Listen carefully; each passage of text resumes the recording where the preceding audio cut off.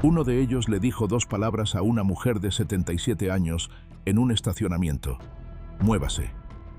23 metros de cinta adhesiva después, fue encontrada muerta en el maletero de su propio coche. Uno de ellos mezcló trozos de un vaso de poliestireno en una lata de gasolina sobre una escopeta robada. Luego lo vertió sobre dos personas sentadas en un sofá y encendió un fósforo. Uno de ellos rompió dos cuchillos contra una madre embarazada y su hija. Luego se duchó, se puso zapatos de vestir y le dijo a la policía que había salido a correr. Uno de ellos dejó a su exnovia en el suelo durante 6 horas. Ella le suplicó que llamara al 911. Él le dijo que merecía morir. Su bebé estaba en la habitación de al lado. Ninguno de los dos salió con vida. Y uno de ellos planeó un triple asesinato desde el interior de una celda. Su mejor amigo lo recogió el día que salió. Semanas después, ese amigo fue encontrado bajo un ataúd. Aún respiraba cuando lo enterraron. Pero solo uno de ellos miró a una cámara y dijo: «No me van a ejecutar». Y quizá tenía razón. Estos son los presos ejecutados en mayo de 2026. Sus crímenes, sus últimas comidas y sus últimas palabras. Pero primero, dinos desde dónde estás viendo esto. Empezamos con el hombre que dejó a su exnovia en el suelo durante 6 horas. Se llamaba Raymond Eugene Johnson. Y la noche en que mató a Brooke y a la bebé Kia, ni siquiera fue la primera vez que había quitado una vida. Durante una entrevista policial en 1995, después de ser arrestado por matar a Clarence Ray Oliver, Raymond le dijo algo a los detectives que importaría mucho más 20 años después.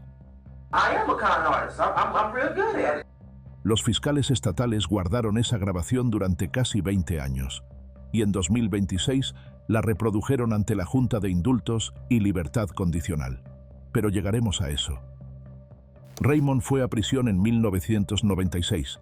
Fue puesto en libertad en 2005, después de cumplir solo 9 años de su condena de 20 años. Y no tardó mucho en que las cosas volvieran a salir mal. Después de ser puesto en libertad condicional, Raymond se mudó a Tulsa. Allí fue donde conoció a Brooke. Y casi desde el principio, convirtió esa relación en un lugar peligroso donde estar. Era físicamente abusivo, la acosaba, controlaba a quién podía ver y dónde podía trabajar. La amenazó de muerte en más de 10 ocasiones distintas. Y para abril de 2007, Brooke tenía suficiente miedo como para presentar una orden de alejamiento contra él. En un momento, recogió a sus 4 hijos y los llevó a casa de su madre durante 2 semanas. La más pequeña, una bebé llamada Kia, tenía 7 meses. Era la hija de Raymond. Y mientras estaban en casa de su madre, Raymond llamó directamente a la madre de Brooke y le dijo que iba a matar a Brooke. La orden de alejamiento fue finalmente retirada en mayo cuando ninguna de las partes se presentó a una audiencia programada. Raymond volvió a mudarse con ella, y esa decisión le costaría la vida a Brooke y a Kia. Pero para junio, la relación se había vuelto a deteriorar. Raymond había dejado embarazada a otra mujer llamada Jennifer Walton mientras todavía estaba con Brooke y se había mudado. La tarde del 22 de junio de 2007, Jennifer llevó a Raymond al barrio de Brooke en coche. Primero pasaron por el lugar de trabajo de Brooke para asegurarse de que estaba allí. Luego pasaron por su casa para asegurarse de que estaba vacía.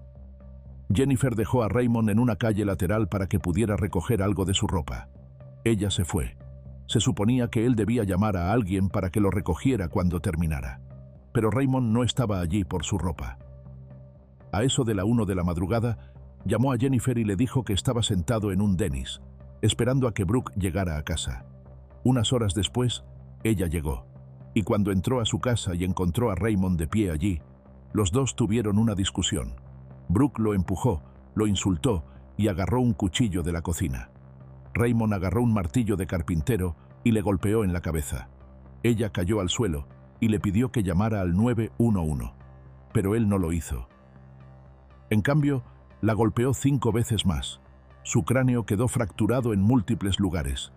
Había grandes depresiones e hundimientos en toda su cabeza, y partes de su cerebro quedaron expuestas. Tenía heridas defensivas en las manos de haber intentado defenderse, y aún así, Brooke estaba consciente. Seguía hablando. Le dijo que le dolía la cabeza. Le dijo que sentía que se le iba a caer. Le suplicó que pidiera ayuda. Le prometió que no le diría a la policía lo que había pasado. Dijo todo lo que se le ocurrió para conseguir que cogiera el teléfono. Pero Raymond le dijo que no. No quería volver a la cárcel. Y luego le dijo que se merecía morir. Y luego la dejó allí. Según los fiscales, Raymond mantuvo a Brooke con vida hasta 6 horas. 6 horas en el suelo de su propia casa, consciente, con el cráneo fracturado y partes de su cerebro expuestas, suplicándole al padre de su hija que pidiera ayuda. En algún momento, Raymond fue al cobertizo, encontró un bidón de gasolina y volvió a entrar. Roció a Brooke con gasolina. Luego fue a la habitación donde dormía Kia, la bebé de 7 meses, y también roció a su propia hija. Después le prendió fuego a Brooke y salió por la puerta trasera.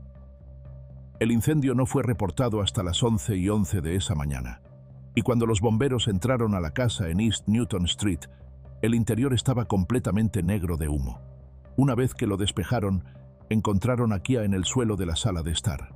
Su boca, párpados y nariz estaban fundidos. El médico forense confirmó más tarde que no había muerto por inhalación de humo. Había muerto quemada.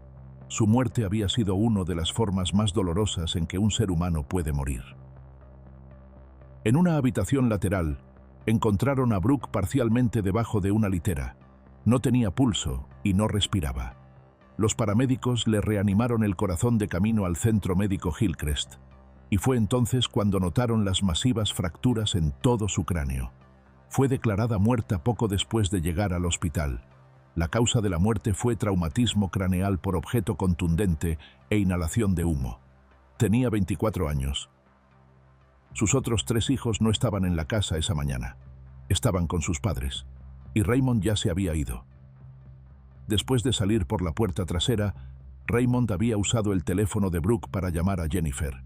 Le contó una historia diferente cada vez.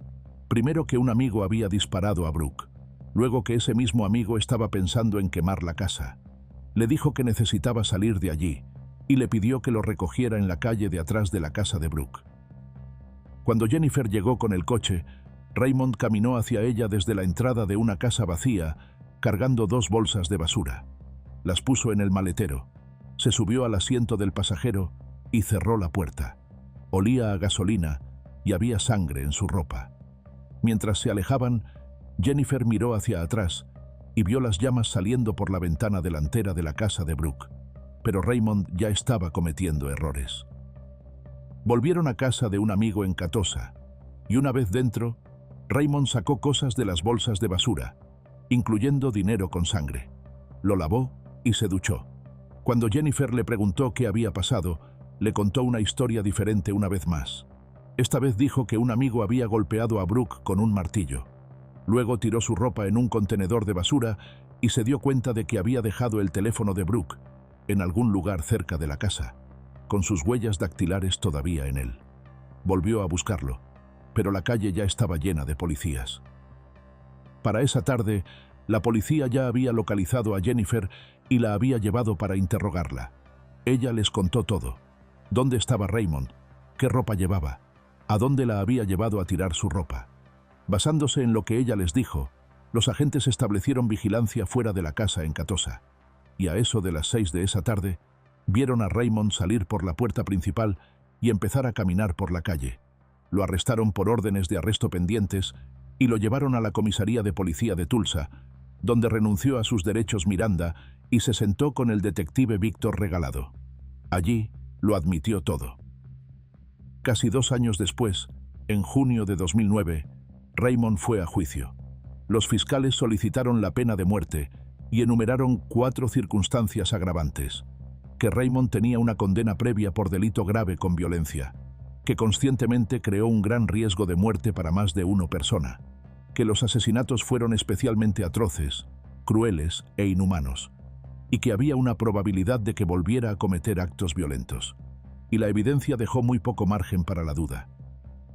El martillo de carpintero fue recuperado del contenedor de basura en una bolsa junto con la ropa ensangrentada de Raymond y la cartera de Brooke con su carnet de conducir todavía dentro.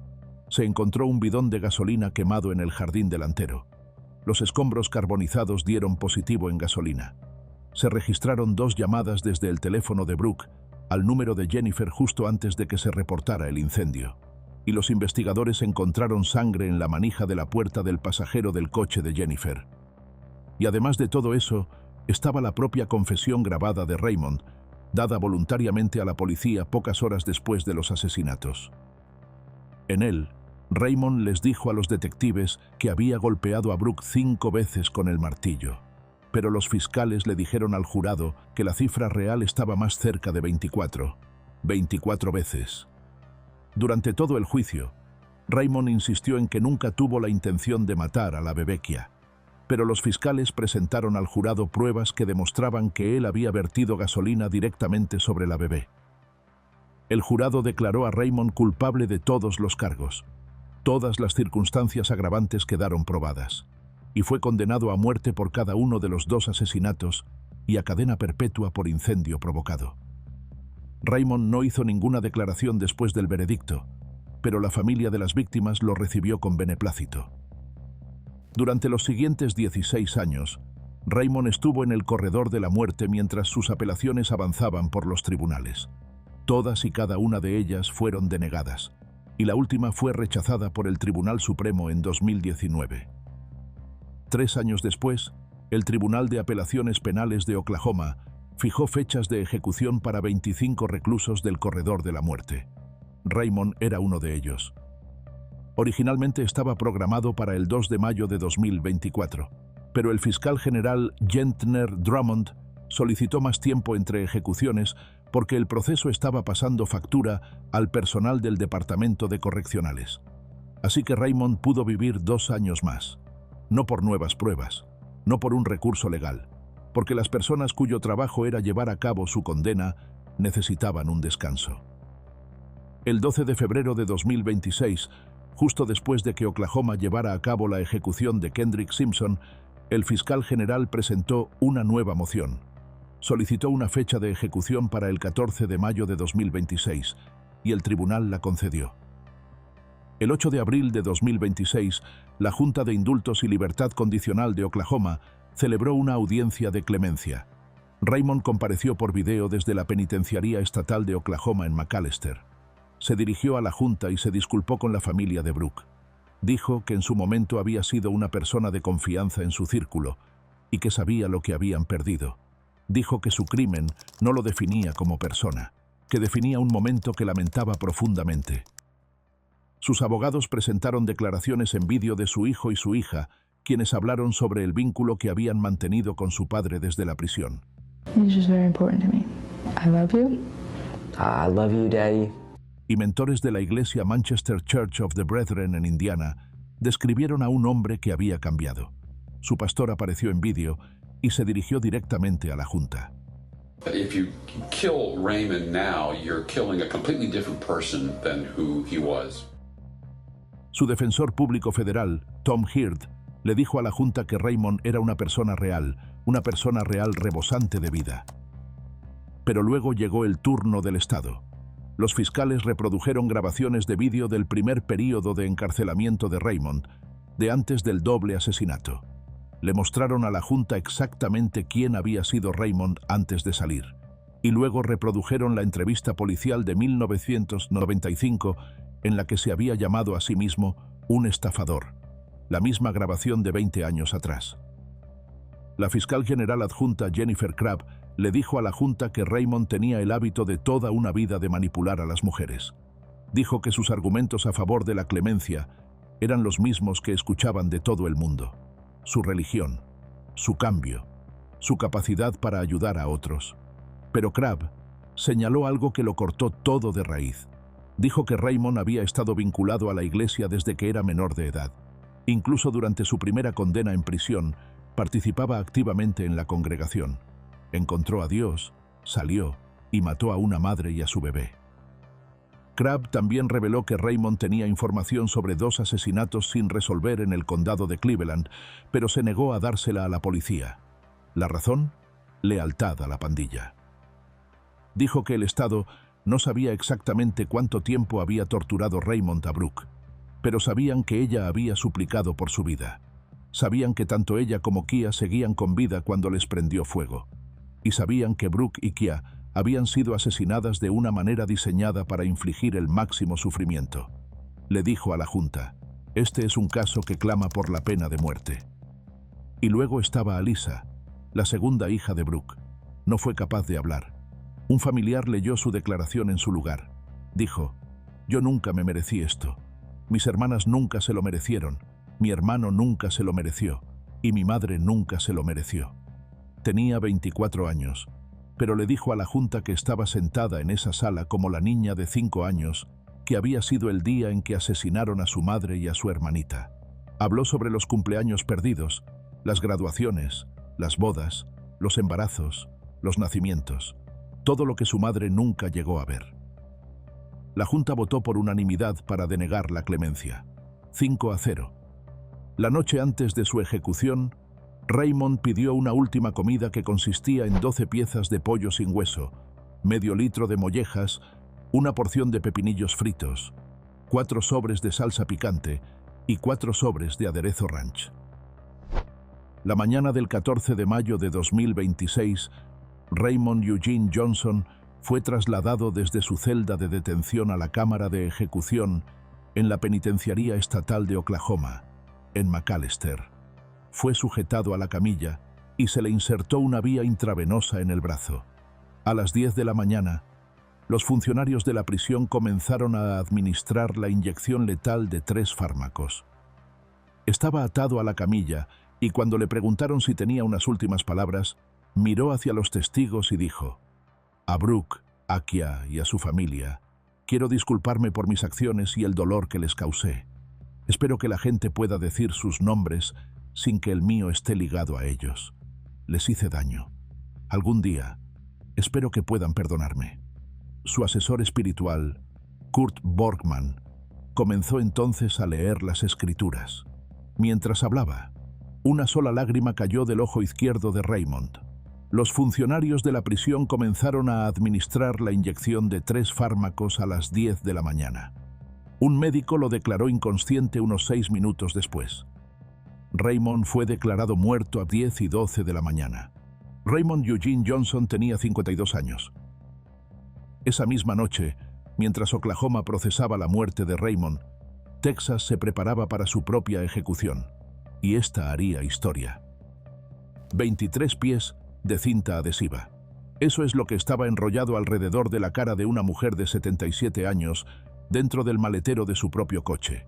Su nariz fue físicamente empujada hacia un lado por la presión. No podía respirar. Se asfixió lentamente, sellada en ese maletero en algún lugar de una carretera en Oklahoma. Y todo empezó porque fue a hacer la compra un viernes por la mañana. La mañana del 30 de enero de 2004 era suave y agradable para ser un día de invierno en Fort Worth, Texas. El sol había salido. El aparcamiento del supermercado Tom Thumb en Hulen y Bel Air Drive, justo al suroeste del centro de Fort Worth, estaba lleno de compradores del fin de semana que entraban y salían con sus coches. Uno de esos compradores era Laura Lee Crane. Tenía 77 años. Era directora jubilada de la escuela Starpoint de la Universidad Cristiana de Texas, una escuela dedicada a niños con dificultades de aprendizaje. El viernes era su día habitual de compras. Vivía cerca, conocía la tienda, y todavía estaba sentada en su coche en ese aparcamiento del Tom Thumb cuando Edward Lee Busby se acercó y abrió la puerta del conductor. Dijo 2 palabras: «Córrete», y ella obedeció. Una mujer llamada Kathleen Latimer, conocida como Kitty, se subió al asiento trasero del coche de Laura. Kitty debía dinero por drogas en Fort Worth. Necesitaban un coche para salir de la ciudad.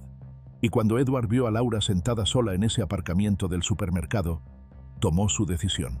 Un hombre llamado Steve Humble, que trabajaba en una tienda de ropa masculina llamada Squire Shop, contigua al Tom Thumb, los había visto momentos antes. Notó a una mujer muy rubia caminando rápido por el aparcamiento, intentando alcanzar a un hombre que estaba a unos 30 metros por delante de ella y que había estado probando las manillas de los coches. Ese hombre era Edward. Desde el aparcamiento del Tom Thumb, Edward condujo el coche de Laura, mientras Kitty se sentaba detrás de él, y Laura se sentaba en el asiento del pasajero delantero.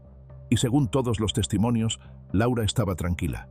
Se volvió hacia Kitty en el asiento trasero y dijo, «Hola, cariño». Luego se volvió hacia Edward al volante y le preguntó qué diría su madre si supiera que estaba haciendo esto. Una mujer de 77 años, recién secuestrada fuera de un supermercado a plena luz del día en Fort Worth, y su instinto fue hablarle a estos dos como personas.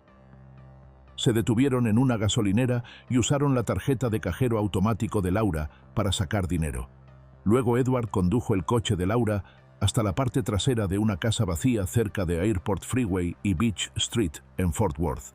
Sacó a Laura del asiento delantero, la llevó hasta la parte trasera del coche, abrió el maletero y le dijo que se metiera dentro.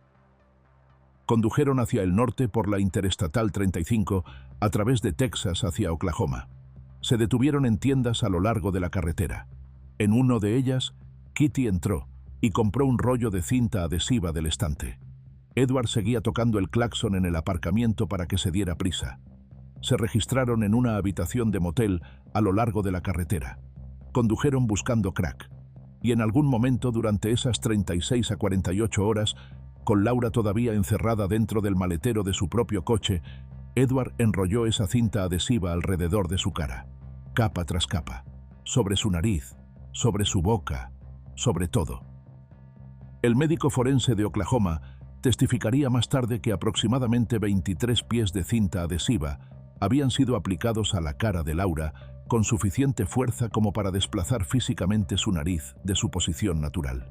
No podía respirar por ninguna parte de su cara y se asfixió lentamente dentro de ese maletero durante un frío viaje de invierno por Oklahoma.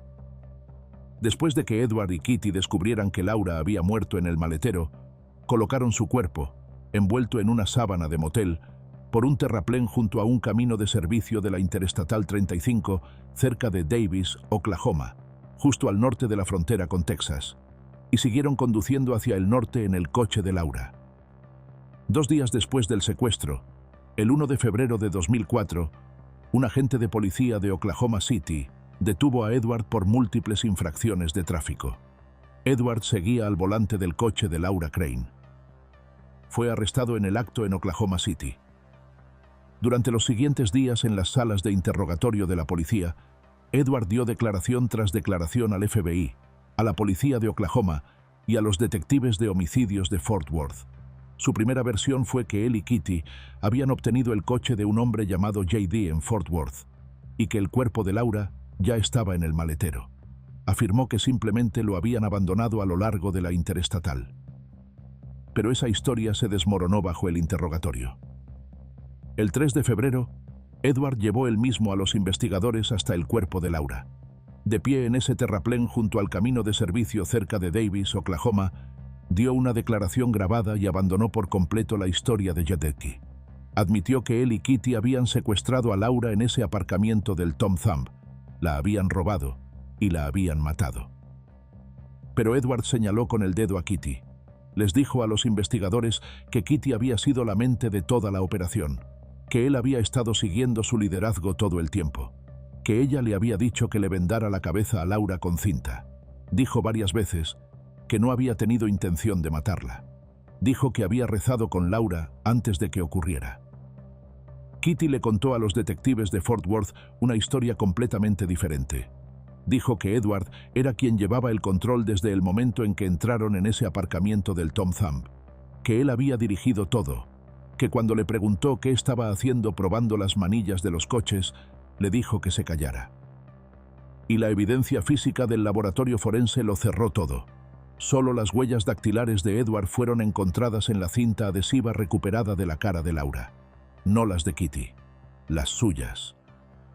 Kitty se declaró culpable de asesinato y fue condenada a cadena perpetua en febrero de 2006. Fue enviada a un centro femenino en la unidad Mountain View, en Gatesville, Texas. En los años transcurridos entre esas paredes de prisión, obtuvo su primera certificación en Braille. Otras reclusas en Gatesville llegaron a conocerla como Mamá Kitty. Sigue encarcelada hasta el día de hoy, con 61 años, con una fecha de elegibilidad para libertad condicional en 2034. pero Edward fue a juicio en el condado de Tarrant. En noviembre de 2005, Edward Lee Busby fue juzgado por asesinato capital dentro del juzgado del condado de Tarrant, en el centro de Fort Worth. El 11 de noviembre de 2005, el jurado dentro de esa sala del tribunal del condado de Tarrant declaró a Edward culpable de asesinato capital y lo condenó a muerte. El Tribunal de Apelaciones Penales de Texas en Austin confirmó la condena y la pena de muerte. Texas abolió el programa especial de última comida en 2011. A Edward no se le permitió elegir una última comida.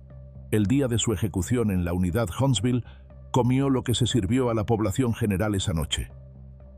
La noche del 14 de mayo de 2026, Edward Lee Busby fue conducido desde su celda de espera hasta la cámara de ejecución dentro de la unidad Huntsville del Departamento de Justicia Criminal de Texas.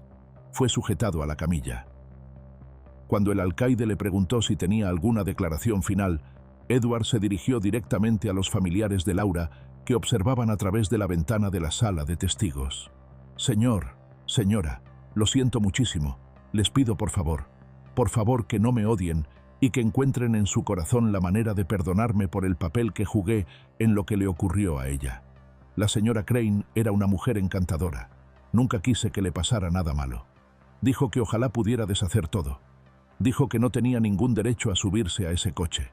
Se volvió hacia su hermana, que rezaba al otro lado del cristal, y le dijo que encontrara una iglesia y tomara su cruz. «Estoy aquí porque esta es la voluntad de Dios», dijo.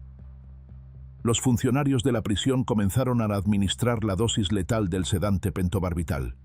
Edward respiró profundamente sobre la camilla, cerró los ojos y jadeó. Luego emitió sonidos similares a ronquidos que fueron volviéndose progresivamente más silenciosos dentro de la cámara. En menos de 40 segundos, todo movimiento cesó. Edward Lee Busby fue declarado muerto a las 20:11 del 14 de mayo de 2026, dentro de la unidad Huntsville en Texas. Tenía 53 años y fue la persona número 600 ejecutada en el estado de Texas desde 1982. 6 días después, Arizona llevó a cabo su primera ejecución de 2026, y esta comenzó con algo tan pequeño como una escopeta desaparecida.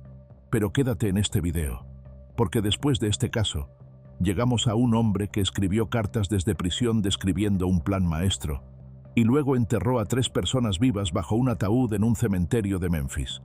Esa historia viene a continuación. En el verano de 2002, Leroy tenía 39 años, y apenas podía mantenerse a flote. Él y su novia Jonah estaban casi sin hogar, alojándose temporalmente con un amigo en la zona de Sunny Slope en Phoenix. Los dos habían sido echados recientemente de un pequeño apartamento de 1 dormitorio a poca distancia a pie, propiedad de un hombre llamado Jack. Ese apartamento estaba lleno. Jack tenía su propio dormitorio, pero el resto del espacio, la sala común que también hacía de cocina y sala de estar, era compartida por todos los demás. Charles Pérez, de 20 años, y su novia Nova Banta dormían allí. Eddie Keith vivía allí con su esposa Kim y sus 2 hijas pequeñas, y el hermano de Jonah, Jeffrey, se quedaba allí de vez en cuando. Todos ellos, apretujados en una pequeña unidad bajo el calor de Arizona. Luego desapareció la escopeta de Jack, y Charles y Nova culparon a Leroy y Jonah. Esa acusación empeoró una situación de convivencia ya tensa, y Jack echó a los 2. Terminaron en casa de un amigo, a poca distancia del dúplex. Pero Leroy no lo dejó pasar.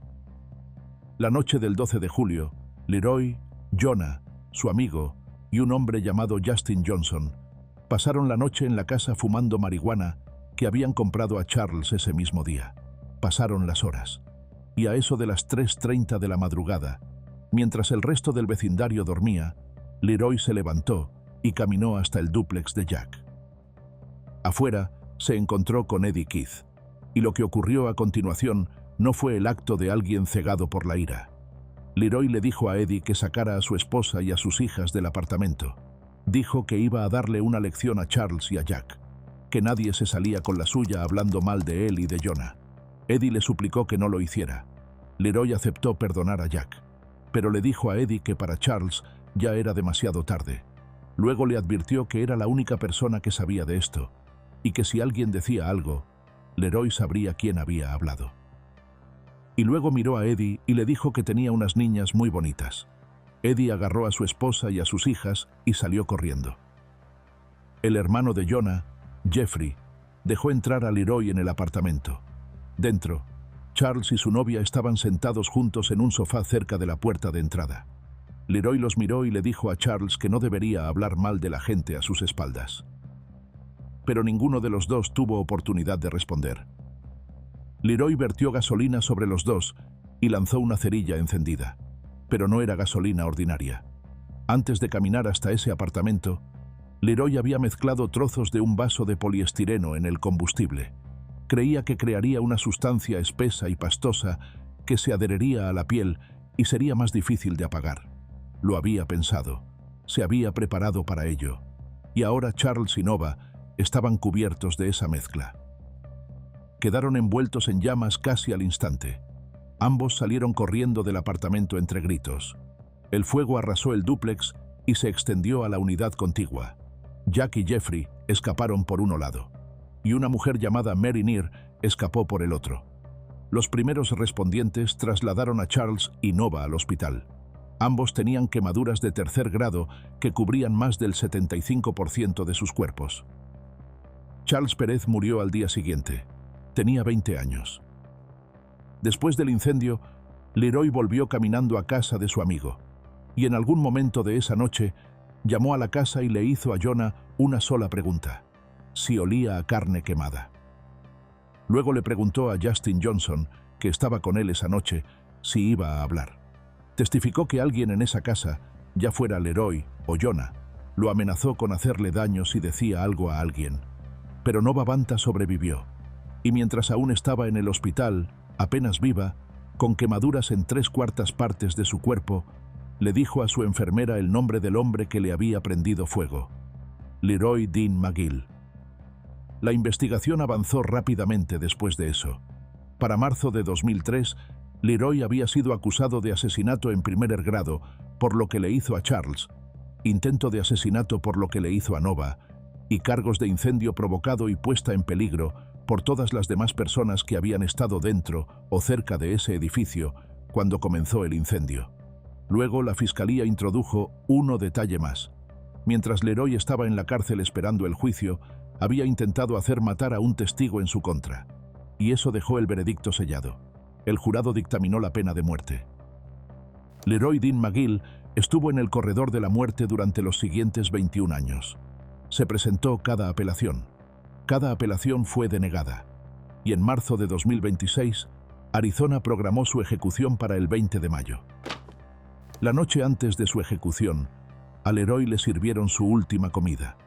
Había pedido aros de cebolla, pan con mantequilla, pastel de carne, una ensalada verde y una porción de pastel de chocolate.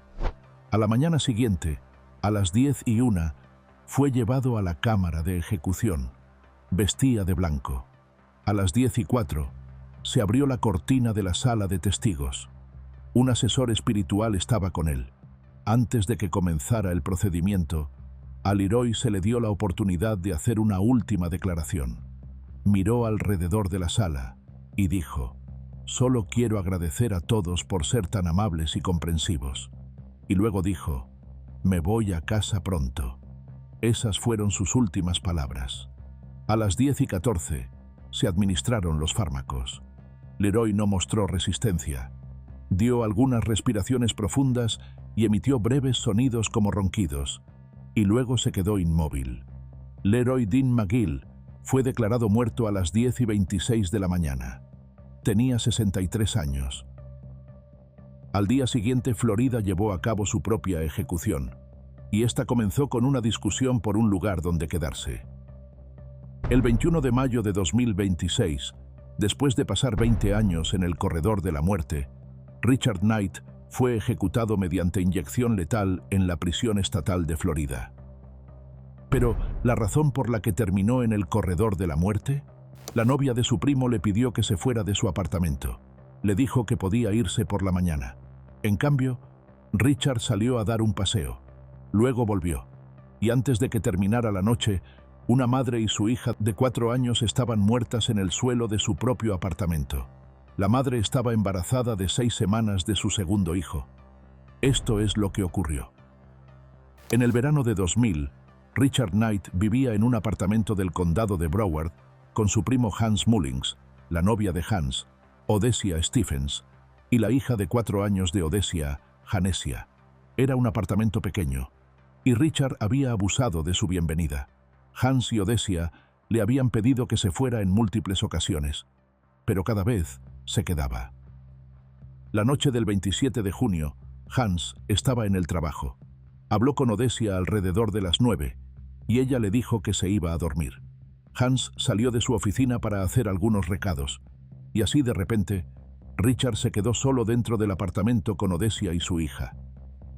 En algún momento de esa noche, la discusión volvió a comenzar. Odessia le dijo a Richard que había terminado de mantenerlo, de esperar a que se aclarara y de pedirlo amablemente. Quería que se fuera. Richard le pidió más tiempo. Le dijo que acababa de conseguir un trabajo, pero Odessia ya lo había escuchado antes. Le dijo que no, podía irse por la mañana. Así que Richard salió por la puerta principal y se adentró en la noche del condado de Broward. Y mientras caminaba por el barrio, algo dentro de él cambió. Con cada paso, se fue enfadando más. Repasó la conversación una y otra vez. Se fue envenenando con ella. Y para cuando se dio la vuelta y volvió al apartamento, ya no era la misma persona que había salido. Fue directamente al dormitorio principal. Odessia y Janesia se habían ido a dormir. La discusión había terminado. La decisión estaba tomada. Se iba por la mañana. Pero Richard la despertó. Y esta vez, la conversación no terminó con palabras. Richard se dio la vuelta, fue a la cocina y agarró un cuchillo. Cuando volvió a entrar al dormitorio principal, Odessia estaba a uno lado de la cama. Janesia, de 4 años, estaba tumbada en el otro. Fue primero hacia Odessia. Empezó a apuñalarla. No una vez, no 2, sino una y otra vez. Ella intentó defenderse con sus propias manos. Intentó empujarlo, pero los golpes seguían llegando. Finalmente, dejó de resistirse y se acurrucó en posición fetal en el suelo, intentando protegerse del cuchillo. Y luego Richard se volvió hacia el otro lado de la cama. Empezó a apuñalarla también a ella. Siguió hasta que la hoja del cuchillo se partió en su mano. La hoja literalmente se rompió por la fuerza. Así que se detuvo, volvió a la cocina y agarró otro. Cuando regresó al dormitorio, Janesia ya no estaba en la cama. Había cruzado el suelo arrastrándose y había llegado a la puerta del armario. Sangrando por las heridas de puñalada en el pecho y el cuello, se había arrastrado por el suelo del dormitorio intentando huir. Se estaba ahogando en su propia sangre cuando él volvió a entrar. Y Richard no había terminado. Fue a la cocina por tercera vez. Se cortó accidentalmente la mano con uno de los trozos rotos del primer cuchillo. Agarró otro cuchillo más. Y cuando volvió a salir hacia la sala de estar, vio que Odessia se había movido. Se había arrastrado desde el dormitorio principal, por el pasillo, hasta la entrada del apartamento. Estaba tumbada en el suelo de la sala de estar cerca de la entrada, todavía viva, cubierta de su propia sangre. Richard se acercó, la giró boca arriba y siguió apuñalándola. Cuando la sangre de su cuerpo le cubrió las manos, las limpió en la alfombra a su lado. Y luego, como si nada de eso hubiera ocurrido, fue al baño. Se quitó la camiseta y los pantalones vaqueros empapados de sangre y los metió debajo del lavabo. Se metió en la ducha. Se limpió. Se puso unos pantalones de polo azules y zapatos de vestir. Luego volvió a salir a la sala de estar, rodeó la sangre y empezó a limpiar los cuchillos cerca de la puerta principal. Fue entonces cuando escuchó los golpes. Richard miró por la mirilla. Los agentes de policía del condado de Broward estaban de pie en el pasillo fuera del apartamento. No abrió la puerta. Se dio la vuelta. Corrió a su dormitorio y saltó por la ventana hacia la noche. Lo que Richard no sabía era que la vecina del piso de arriba del edificio había estado escuchando. Alrededor de la medianoche, había escuchado fuertes golpes que venían a través de las paredes. Escuchó 2 voces femeninas. Uno de ellas era una niña llorando. Cogió el teléfono y llamó al 911 a las 12:21 de la madrugada. El llanto continuó después de que llegaran los coches de policía. El agente Vincent Sachs fue el primero en llegar al apartamento. Notó que las luces estaban encendidas en el dormitorio principal y en el pasillo. Llamó a la puerta principal. Nada. Rodeó el exterior del edificio, y mientras circulaba por la unidad, las luces del interior se apagaron. Una ventana del dormitorio que momentos antes estaba entreabierta, ahora estaba abierta de par en par, con las persianas colgando hacia afuera. Sachs sacó su linterna y la apuntó a través de la ventana del comedor. Había sangre, por todas partes. Dentro del apartamento, encontró a Odessia en el suelo de la sala de estar cerca de la entrada, rodeada de trozos de cuchillos rotos. Y en el dormitorio principal, la pequeña Janesia estaba acurrucada en el suelo junto a la puerta del armario. Mientras tanto, la agente Natalie Mocny había rodeado hasta el otro lado del edificio. Y allí, al otro lado de una hilera de setos a unos 100 metros del apartamento, vio a un hombre. Estaba visiblemente mojado, aunque no estaba lloviendo. Llevaba ropa de vestir y zapatos de vestir. Le dijo que había salido a correr. Pero tenía un arañazo en el pecho, un rasguño en el hombro, cortes recientes en ambas manos. Había sangre en su camisa, y había sangre en un billete de $10 que tenía en el bolsillo. Dentro del apartamento, 2 personas que él conocía habían sido encontradas muertas, y el hombre que les había hecho eso acababa de decirle a una agente de policía que había salido a correr.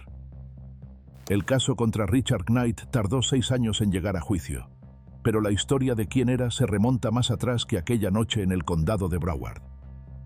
El médico forense que había examinado ambos cuerpos subió al estrado en el tribunal del condado de Broward y describió lo que Richard había hecho. Odessia tenía 21 heridas de puñalada. 14 de ellas estaban concentradas en su cuello.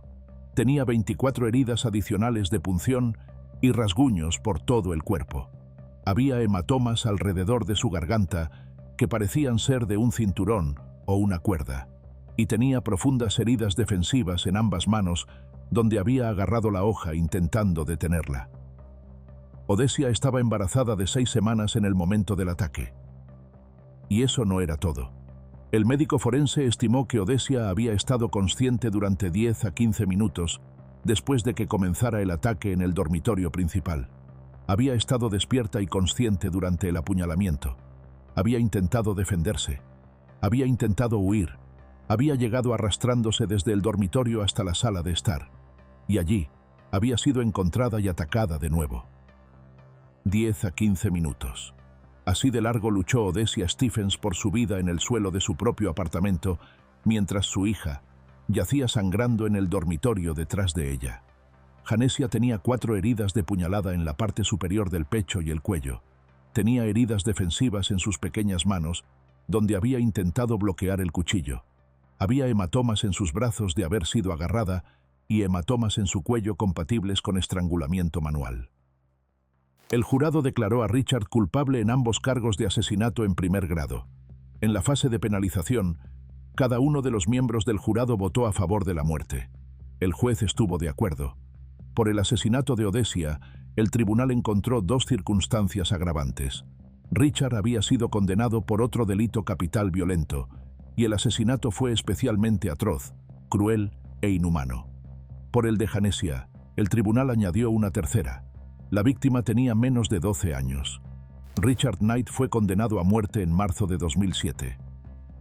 Y durante los siguientes 19 años, estuvo en el corredor de la muerte dentro de la prisión estatal de Florida, mientras el proceso de apelaciones seguía su lento curso.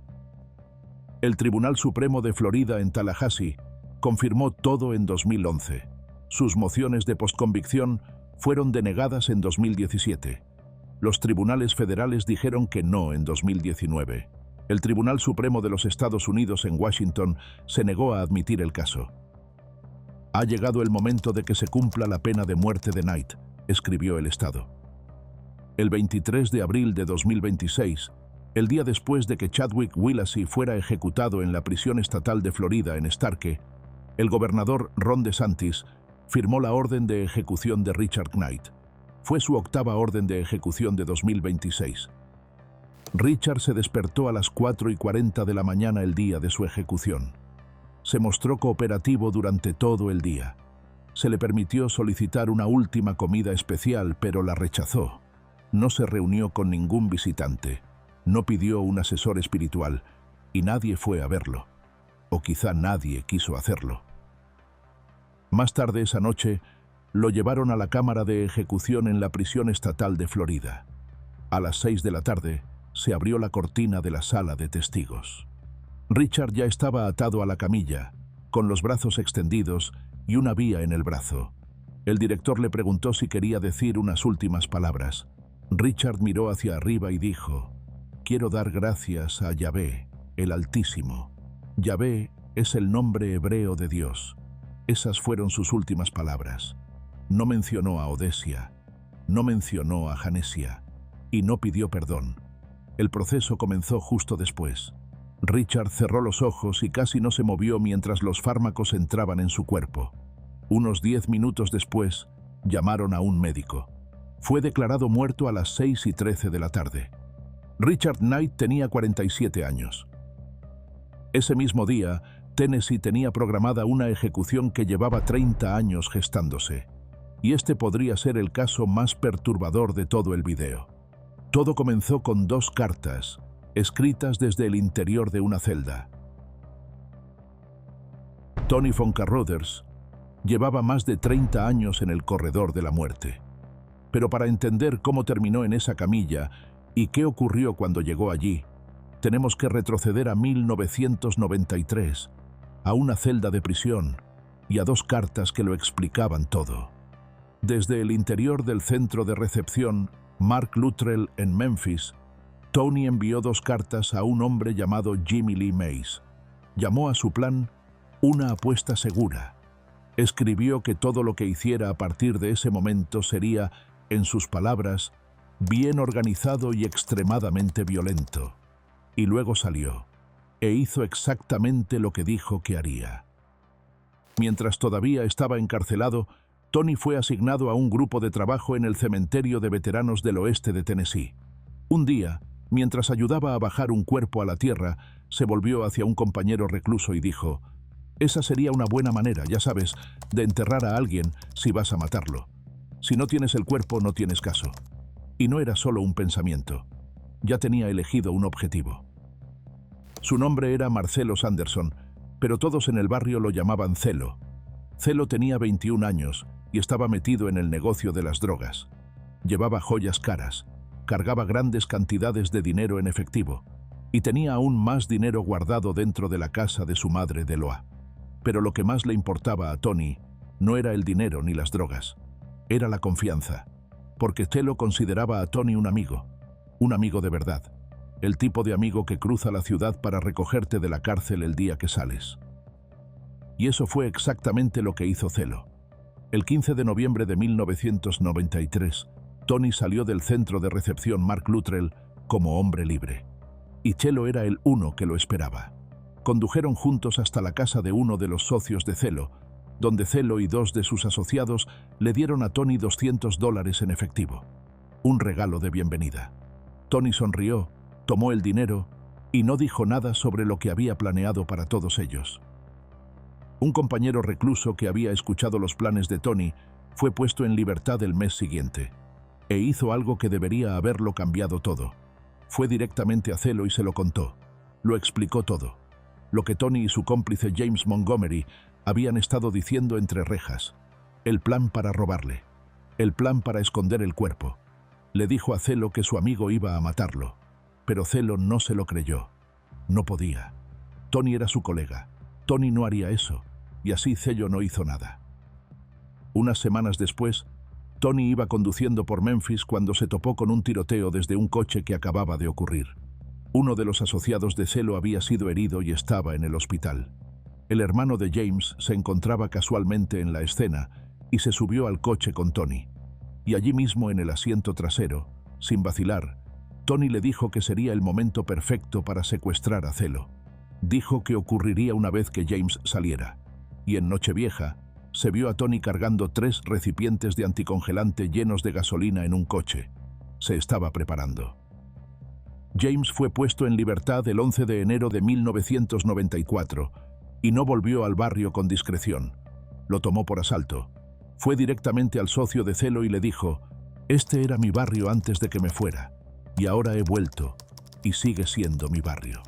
Cuando el hombre dijo que no quería problemas, James lo miró y dijo: «Ahora mismo siento que te voy a volar los malditos sesos». Les dijo que se pusieran en línea, o habría guerra. Y luego James y Tony aparecieron juntos. Le dijeron a los asociados de Celo que ya tenían a su hombre vigilado. Y si no había cuerpo, dijeron, no habría caso. Era casi palabra por palabra lo que Tony había dicho en el cementerio meses antes. La trampa estaba tendida, y Celo todavía no sabía lo que se avecinaba. El 23 de febrero, Celo tomó prestado un Jeep Cherokee blanco de un primo, y la tarde siguiente, los testigos vieron a Celo y a su amigo de 17 años, Frederick Tucker, montados en ese Jeep con James y el hermano de James. Alrededor de las 5, los cuatro se detuvieron frente a la casa de un familiar. James entró y le pidió a la mujer que vivía allí que se llevara a sus hijos y se fuera. Dijo que necesitaba ocuparse de unos asuntos. Ella le dijo a un familiar que pensaba que alguien estaba siendo secuestrado. Luego reunió a sus hijos y se fue. Cuando volvió, solo estaban Tony y James. El Jeep se había ido. James le dijo que se fuera de nuevo, y así lo hizo. Cuando regresó antes de las 10, Tony y James seguían dentro.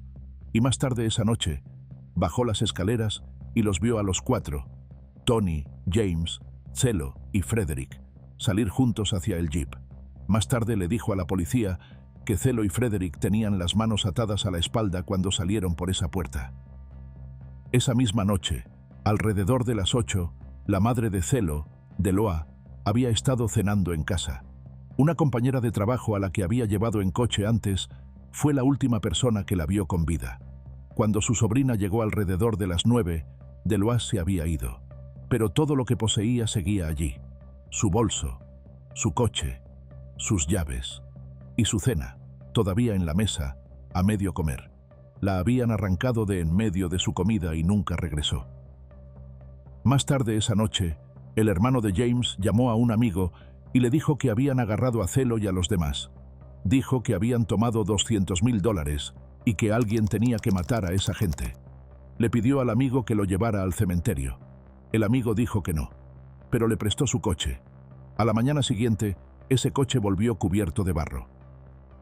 Tony y James mandaron limpiar el interior y el maletero en un lavadero de coches al día siguiente.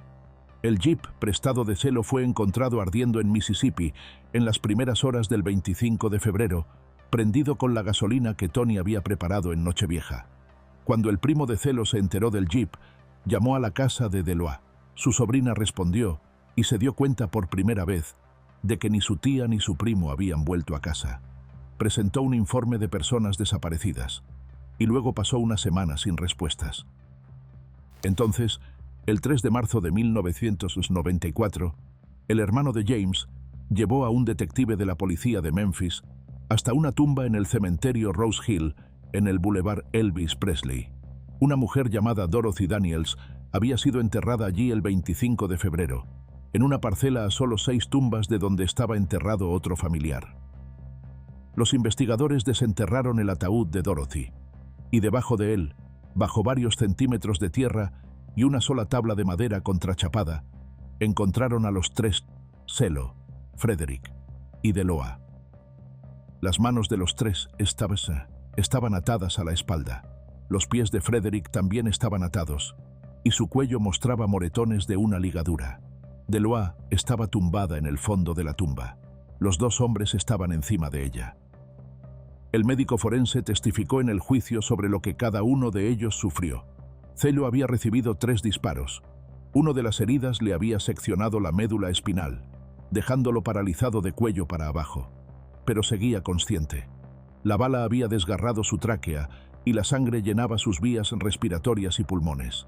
Se había estado ahogando en su propia sangre, bajo tierra, en la oscuridad, incapaz de moverse. Frederick había recibido un disparo en el pecho y había sufrido un grave traumatismo por objeto contundente. Deloa había sido estrangulada. Tierra había sido metida a presión en su boca y nariz, y un calcetín rojo había sido encontrado atado alrededor de su cuello. El médico forense testificó que los tres estaban vivos cuando fueron metidos en esa tumba. Un testigo de la cárcel testificó más tarde que Tony le había contado todo mientras ambos esperaban el juicio. Según ese testigo, Tony describió cómo fueron primero a la casa de Delois buscando a Celo y su dinero.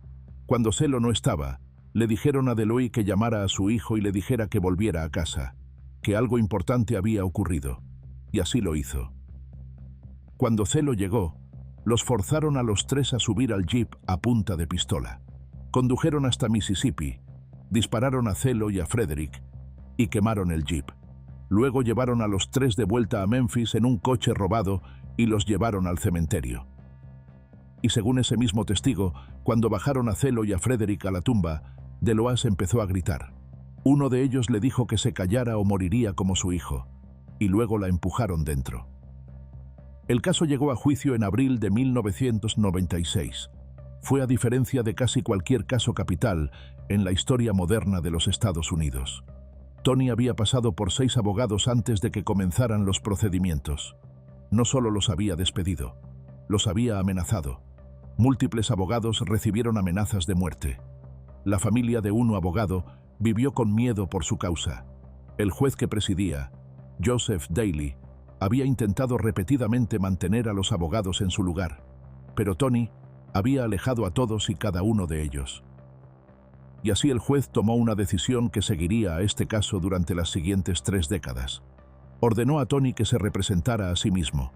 Tony pidió otro abogado. Su abogado más reciente, una vez que se dio cuenta de lo que estaba pasando, le suplicó al juez que lo dejara volver, pero el juez Daly dijo que no. Lo llamó una sanción por la mala conducta de Tony. Tony, sin formación jurídica, sin experiencia y sin conocimiento de cómo funciona un juicio, era ahora su propio abogado defensor en un caso en el que el Estado intentaba ejecutarlo. Su actuación fue descrita más tarde por los abogados de postconvicción como uno de los contrainterrogatorios más singularmente inepto, ineficaz y desastroso posibles. Uno que parecía diseñado para asegurar no solo un veredicto de culpabilidad, sino una pena de muerte. El caso del Estado se construyó sobre testigo tras testigo, situando a Tony en el centro de todo. Las cartas, el cementerio, las conversaciones en el coche, la noche en la casa, y un informante de la cárcel que testificó que Tony le había descrito los asesinatos en detalle mientras ambos esperaban el juicio. En su alegato final, el fiscal principal le dijo al jurado: si estos asesinatos no califican para la pena de muerte, entonces ninguno lo hará jamás. Y luego dijo: si quieren saber lo que es asfixiarse, simplemente contengan la respiración durante 30 o 45 segundos. Nunca podremos saber cómo se sintieron Delois, Celo y Frederick. El jurado declaró a Tony culpable de todos los cargos: 3 asesinatos, 3 secuestros, un robo. Y luego ese mismo jurado lo condenó a muerte 3 veces, 1 por cada víctima. Marcelo Sanderson tenía 21 años. Frederick Tucker tenía 17. Delois Anderson tenía 43. Sus cuerpos fueron encontrados debajo de un ataúd en el cementerio Rose Hill, en el Boulevard Elvis Presley, en Memphis, Tennessee. Habían sido atados, disparados, estrangulados y enterrados juntos en la misma tumba. Tony lo había planeado desde una celda de prisión. Lo había dicho en voz alta en un cementerio. Lo había escrito en cartas. Había tomado $200 de las personas que estaba a punto de matar. Y luego lo llevó a cabo exactamente como lo había prometido. Durante más de 30 años, Tony estuvo en el corredor de la muerte en la institución de máxima seguridad Riverbend en Nashville, mientras su caso avanzaba por los tribunales. Su coacusado James recibió un nuevo juicio en 2000 después de que un tribunal de apelaciones dictaminara que los 2 hombres debían haber sido juzgados por separado. James llegó a un acuerdo, recibió una condena de 27 años y fue puesto en libertad en 2015. Ha sido un hombre libre durante más de una década, mientras Tony nunca salió del corredor de la muerte. Luego, en 2007, hizo algo que nadie esperaba: accedió a hablar. En 2007, Tony dio su primera y única entrevista desde detrás de las rejas. Habló con una cadena de noticias de Memphis desde el complejo correccional Brushy Mountain. lo negó todo. Dijo, yo no estaba allí. Y luego, mirando directamente a la cámara, dijo esto. Well, it was pretty gruesome, wouldn't you say? Absolutely, but I wasn't there. I'm not going to be executed, Mrs. Roach.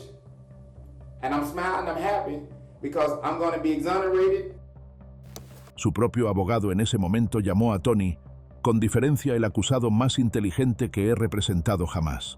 Tony, en cámara, llamó a ese mismo abogado un estafador. En los últimos años, el caso atrajo una atención renovada. Los abogados defensores argumentaron que el informante de la cárcel que ayudó a condenar a Tony había sido pagado secretamente por el Estado, algo que los fiscales habían negado durante 30 años. En 2024, finalmente se entregaron pruebas que lo confirmaban, y estaba la cuestión del testimonio de enterrados vivos. Después del juicio, otros expertos forenses revisaron la evidencia y concluyeron que las víctimas probablemente estaban muertas antes de ser metidas en la tierra. 2 jurados firmaron posteriormente declaraciones diciendo que no habrían votado a favor de la muerte de haber sabido eso. Pero el padre de Frederick, Andrew Steele, lo vio de otra manera. Dijo, él hizo esto, lo hizo. Han pasado 30 años. Es hora. A lo largo de los años, Tony le había escrito cartas y enviado grabaciones desde el corredor de la muerte, pero Andrew nunca leyó ni escuchó ni una sola de ellas. Dijo que planeaba estar en la sala cuando se llevara a cabo la ejecución.